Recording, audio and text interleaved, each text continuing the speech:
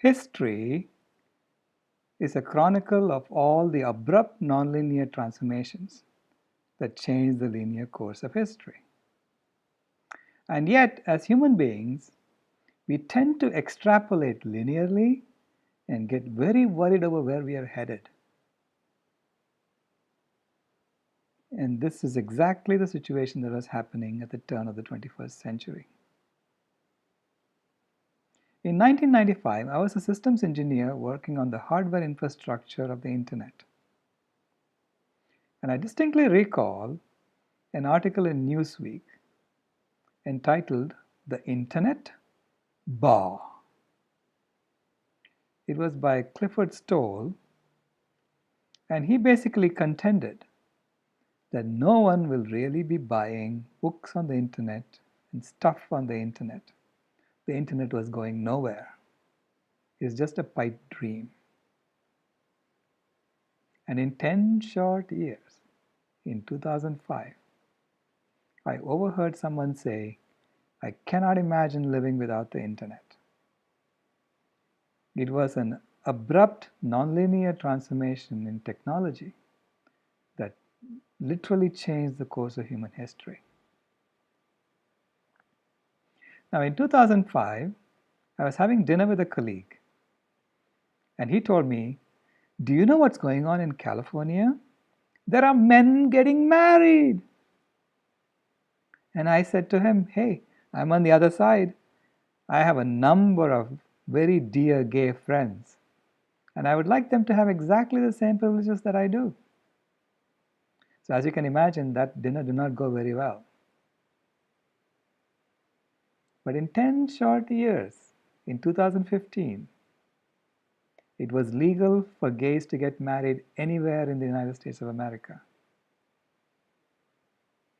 It was an abrupt, nonlinear transformation in social attitudes that changed the course of human history.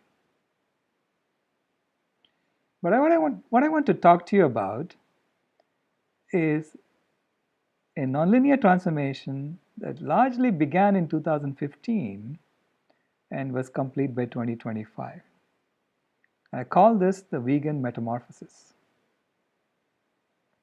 A metamorphosis is an abrupt change.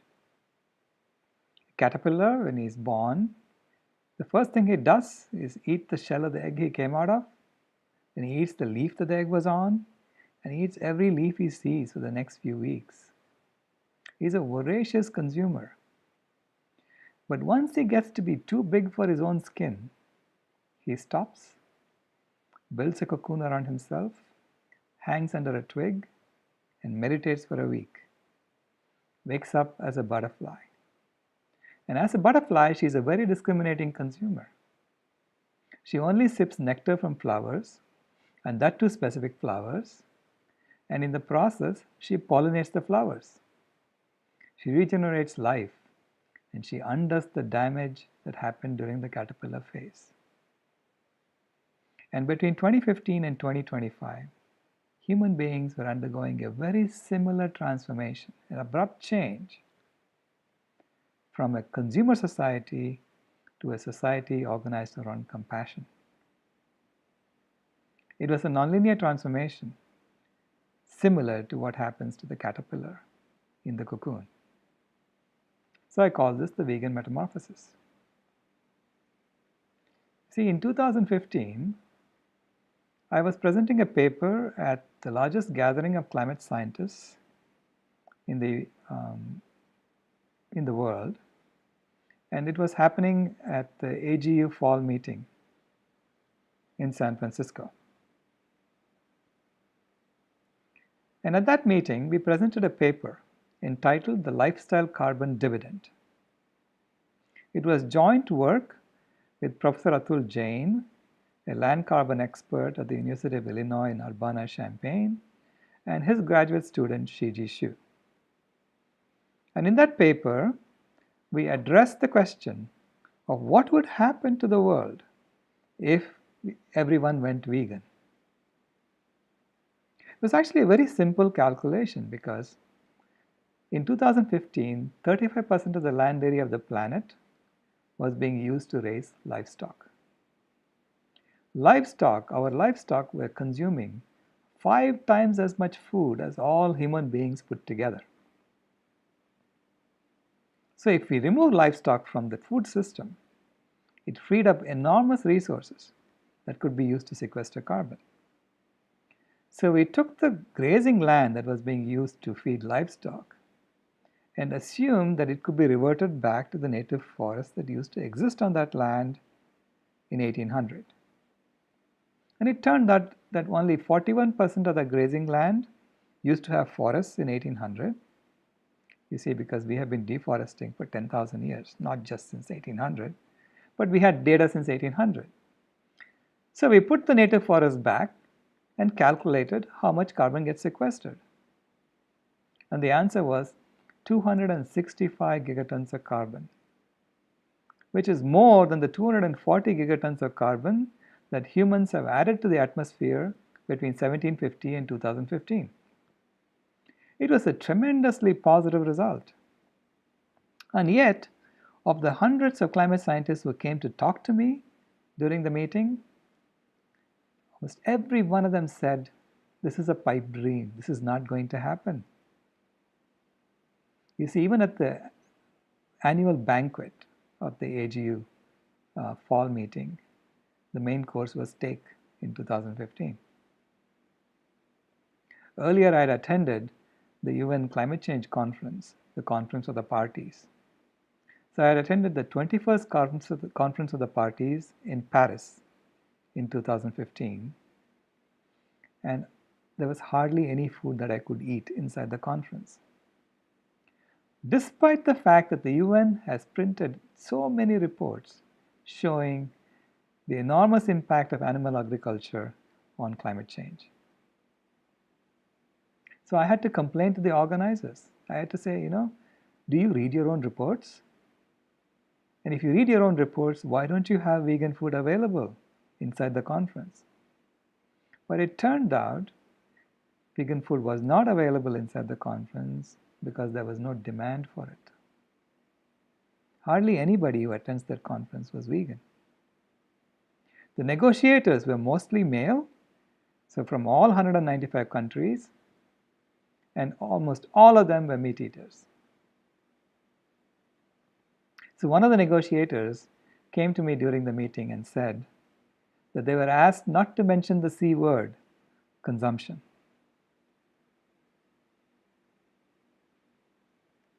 But there was a tremendous nonlinear transformation just in the offing between 2015 and 2025.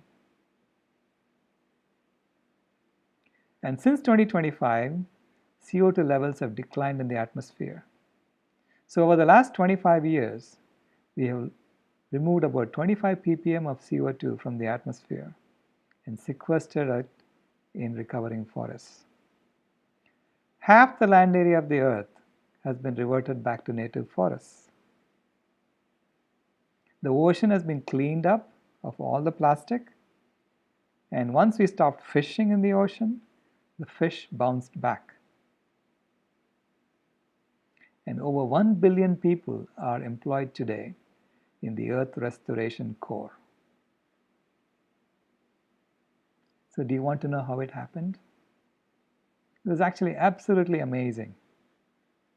The signs of the metamorphosis was there, even around 2010, if we had paid attention to it. In 2010, the Hartman Research Group issued a report saying that 12% of United States millennials were vegan, 4% of Gen Xers, and 1% of baby boomers were vegan. And between 2010 and 2015, the Google trend for the search term vegan tripled. And it tripled in the rich countries of the world.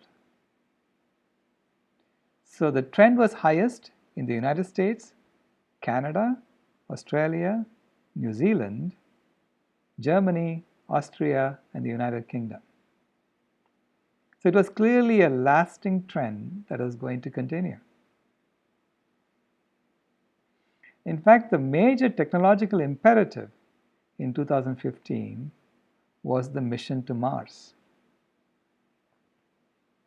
This mission to Mars was a joint effort between NASA and private companies. And in order to go to Mars, you had to be vegan. Because there was no way that NASA and the private companies were going to take cows and goats and pigs and chickens to Mars to create an ecosystem using livestock. And yet, rich people were paying hundreds of thousands of dollars and standing in line to go to Mars.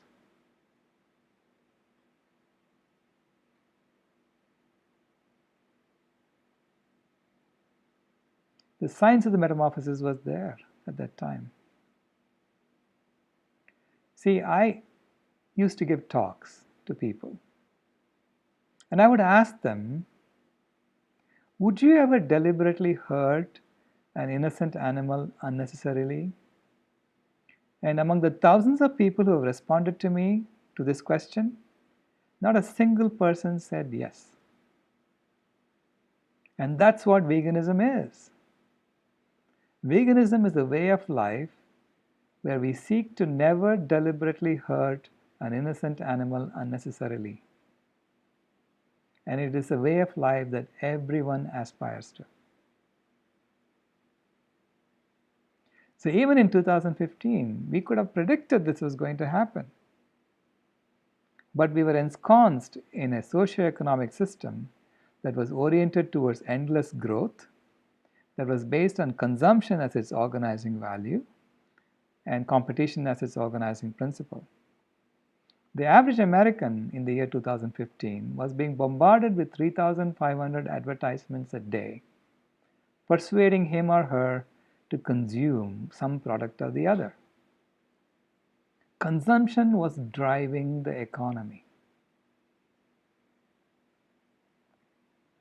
And it was competition that separated the winners and the losers in this economy. And if you're in a competition and you're ahead, you would like that competition to end quickly. You would like to run out the clock. And that's exactly what was happening at the United Nations in these climate change conferences.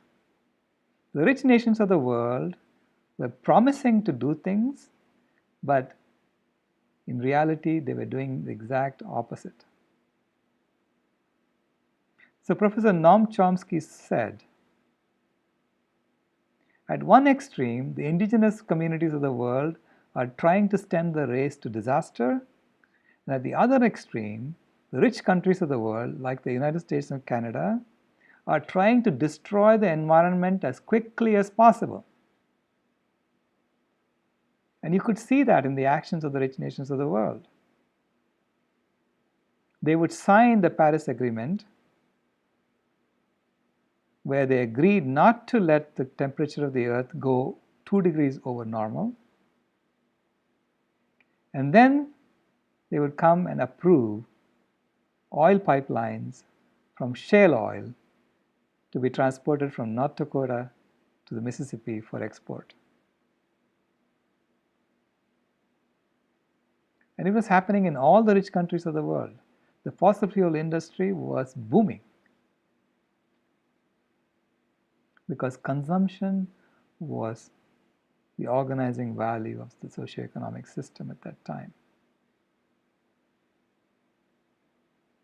And it was almost impossible to change the system from within,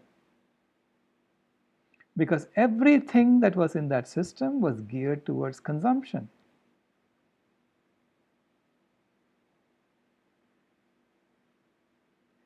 So we really had to implement the Buckminster-Fuller dictum.